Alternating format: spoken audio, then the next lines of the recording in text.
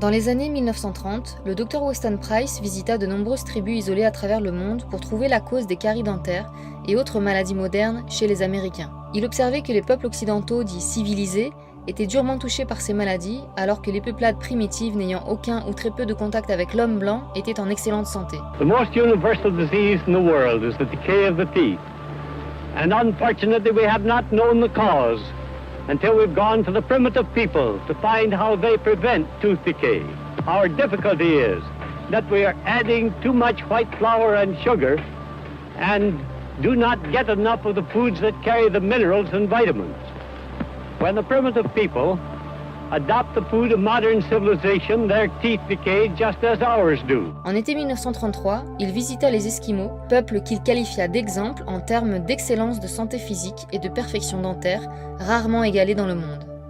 Mais dans les années 30, beaucoup d'Esquimaux ne vivaient plus selon leurs principes ancestraux, et ils étaient connus pour leur mauvaise santé dentaire. Heureusement, il existait encore quelques groupes complètement isolés de la civilisation, entre l'embouchure du fleuve Yukon et du fleuve Kuskokwim. Pour atteindre ces tribus isolées, le Dr Price et sa femme voyagèrent en bateau à vapeur pour atteindre Seward en Alaska de l'Ouest, puis ils prirent le train jusqu'à Anchorage, puis l'avion pour traverser la chaîne de montagnes McKinley, la plus haute en Amérique du Nord. Derrière ces montagnes, la nature sauvage était reine et presque aucune activité humaine n'était détectable. Le premier objectif de Price était d'abord d'étudier un groupe d'Indiens vivant sur la rivière Stony. Quand ils arrivèrent, ils étaient tous affairés à pêcher et à conserver les saumons qui remontaient la rivière.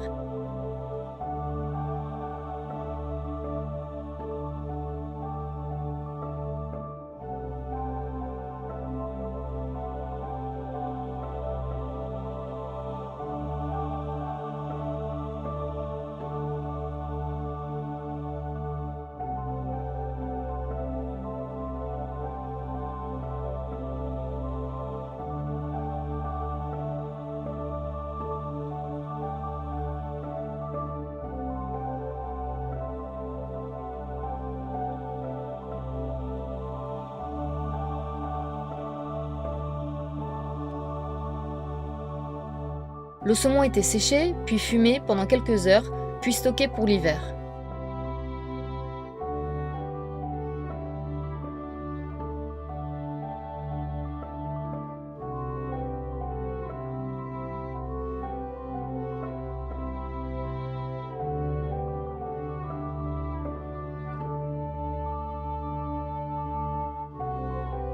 Des 12 individus étudiés par Price, 10 avaient toujours vécu entièrement de leur alimentation ancestrale. Une seule dent des 288 dents de ces 10 individus était cariée, soit 0,3%. Les deux autres avaient consommé beaucoup d'aliments modernes importés et 27% de leurs dents étaient cariées. Le Dr Price alla ensuite à Slitmute, où 3 individus avaient toujours vécu de leur alimentation ancestrale. Ils n'avaient jamais eu de caries de leur vie. 7 autres avaient vécu partiellement de leur alimentation ancestrale et partiellement d'aliments modernes, et 12,2% de leurs dents étaient cariées. À Napimut, aucun individu ne vivait entièrement de leur alimentation ancestrale, et 16% de leurs dents étaient cariées. À Bethel, qui était la plus grande communauté sur la rivière Kuskokwim, Price étudia 88 individus esquimaux ou métis issus d'esquimaux et de blancs.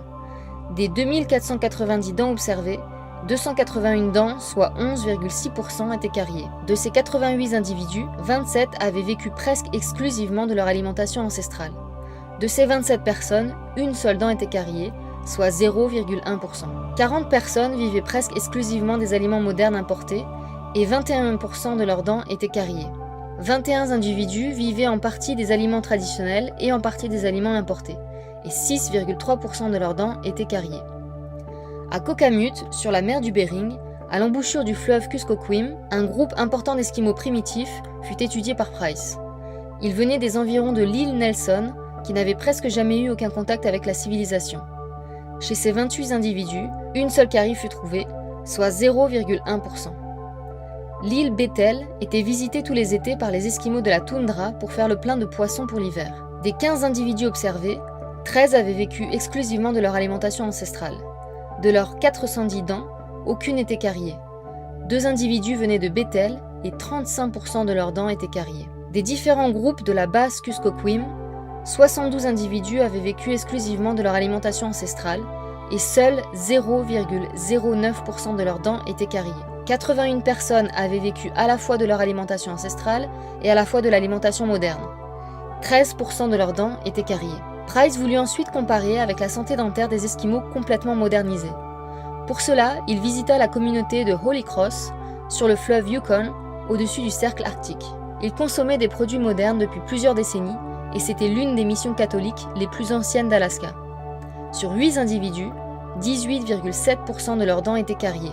À McGrath, dans le Haut-Kuskokwim, vivaient des Esquimaux et des Américains blancs qui s'étaient installés depuis la ruée vers l'or. Plusieurs blancs s'étaient mariés à des Esquimaux et avaient eu des enfants. Des 21 individus de cette communauté, une femme avait vécu exclusivement d'aliments naturels et elle n'avait aucune carie.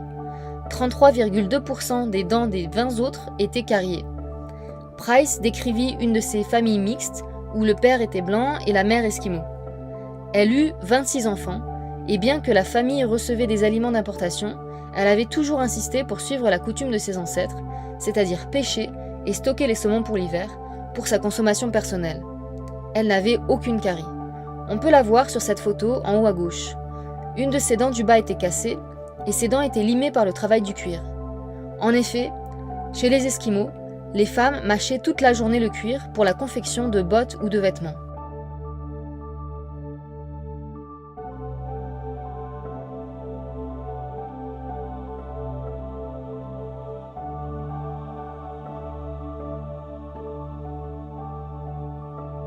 Price fut surpris de constater que bien que ses dents étaient très profondément usées, la pulpe dentaire n'était nullement exposée, car une nouvelle dentine se construisait au fur et à mesure de l'érosion. Price estima que la fabrication de cette deuxième dentine était le résultat de son alimentation ancestrale exceptionnellement riche en vitamines et minéraux. Son mari et ses enfants avaient consommé toute leur vie des aliments d'importation principalement. De ces 26 enfants, 15 étaient morts de la tuberculose. Chez 8 individus de cette famille observés par Price, 41% de leurs dents étaient cariées. Les enfants avaient beaucoup de caries et des arcades dentaires étroites, ce qui entravait le bon développement dentaire et des voies respiratoires. Price nota que non seulement les Esquimaux vivant selon leur diète ancestrale n'avaient pas de caries, mais ils avaient tous un large visage, leurs mâchoires étaient grandes et fortes, avec des muscles d'une puissance inégalée chez d'autres peuples. Un Esquimau adulte pouvait porter 50 kg dans chaque main et 50 kg avec ses dents facilement sur de longues distances. Price n'a jamais entendu un seul bébé Esquimau pleurer, sauf quand ils avaient faim ou qu'ils étaient effrayés par la présence des étrangers. Lorsque, dans ces contrées autrefois isolées, les Esquimaux changeaient leur alimentation ancestrale pour des aliments d'importation, ils souffraient de nombreuses caries et les douleurs pouvaient être tellement insupportables qu'elles pouvaient conduire au suicide. Price décrivit dans son livre la grande agilité des Esquimaux pour la pêche au saumon. En été, ils pêchaient et stockaient de très grandes quantités de saumon séché. Les saumons étaient pêchés au harpon et ils étaient si gros qu'ils avaient du mal à les remonter sur leur kayak. Ils pêchaient aussi des phoques et consommaient beaucoup de graisse de phoque.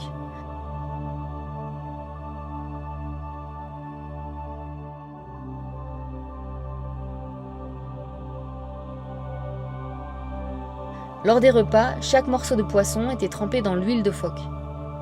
Price analysa cette graisse de phoque dans son laboratoire et il découvrit que c'était l'un des aliments les plus riches en vitamine A qu'il ait jamais rencontré. Les poissons et les œufs de poisson étaient séchés sur des morceaux de bois. Ces aliments constituaient une part très importante de la nutrition des enfants après leur sevrage. Les autres aliments consommés par les Esquimaux primitifs étaient le caribou, des noix récupérées dans les caches des souris, du kelp récolté l'été et stocké pour l'hiver, des baies qu'ils conservaient par congélation, des fleurs et des herbes conservées dans de la graisse de phoque, et de grandes quantités de poissons congelés. Le poisson et la viande étaient mangés cuits en été et crus en hiver.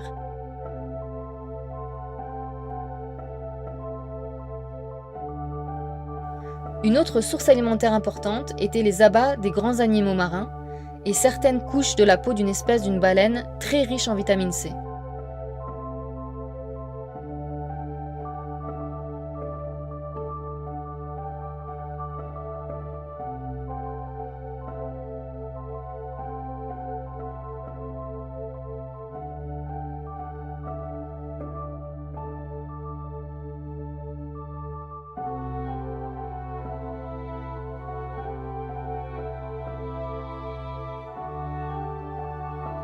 Price nota que depuis son contact avec la civilisation moderne, la population esquimau était en très fort déclin et sur la voie de l'extinction si des changements n'étaient pas mis en place rapidement.